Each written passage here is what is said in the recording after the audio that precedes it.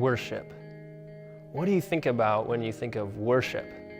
I mean, I think about the ancient civilizations. I think about Egypt and all of their gods, like Ra, the sun god. Or I think about the Hindus right now in India and all of the shrines that they have and all the little idols that they have. Or I think about tribal people and all of their suspicions and the witch doctor and all of the different things they have and the worship they do.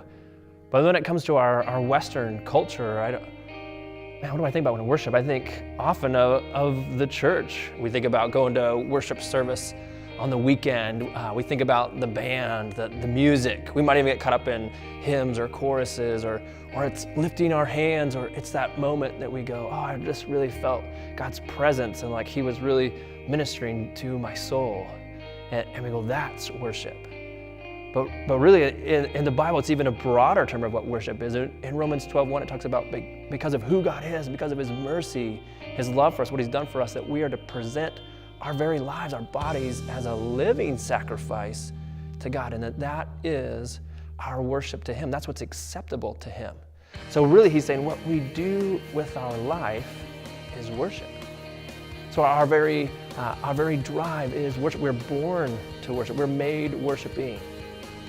And sometimes we might think, well, no, I'm not, or I kind of can turn on when I worship, or I turn it off, or I'm not worshiping now, or I'm not worshiping this, or I don't have to worship right now. But really, we're always worshiping. So the question more is, where do you go for comfort? Where do you go when you want to celebrate, or how do you try to escape your circumstances, or what helps you prioritize your resources and your time? So we are worshiping. So the question is, what is the object of your worship? What does this look like? In my life, I've worshiped many different things: material possessions, other people, and even myself. But regardless of what I used to believe, I have always been a worshiper. It wasn't a question of if I was worshiping, but what I was worshiping. In my life, fitness is something that I worshiped. I would spend 2 hours a day, 5 days a week in the gym. Fitness isn't a bad thing unless it consumes you. Another object of my worship was alcohol and drugs. I couldn't have a good time without them, and I used them to escape from reality in my life and to comfort some of the pains in my life. I've also worshiped sex. And sex was somewhere that I found value. I placed value in how many girls that I could sleep with. But that ultimately led me into a place where I've also worshiped pornography. And pornography was a place where I found pseudo-intimacy.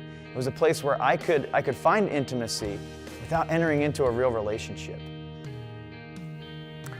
What about you? What does worship look like in your life? How many hours a week do you actually spend on Facebook? When you have a problem, do you post it on Facebook or to your Twitter before you actually pray about it and ask God about it? What about movies or music or video games or magazines or reading a book? Whatever it may be that you entertain yourself with, do you ever find yourself through those things, maybe trying to escape your problems or to escape into a different world? Have you ever spent hours on one of those things and actually missed out on something really important in your life? What about your image? When someone you love and respect tells you that you're beautiful or that you're handsome, do you actually believe them? Or do you find yourself constantly questioning your physical appearance?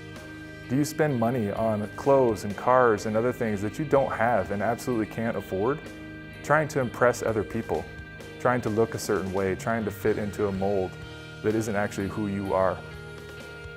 What about relationships? Have you ever been in a relationship that absolutely consumed you?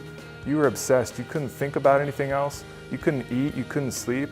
You didn't feel like you could hardly even live or breathe without that person being beside you 24 hours a day. Have you ever found yourself questioning God? In Romans, Paul vividly describes the battle regarding worship.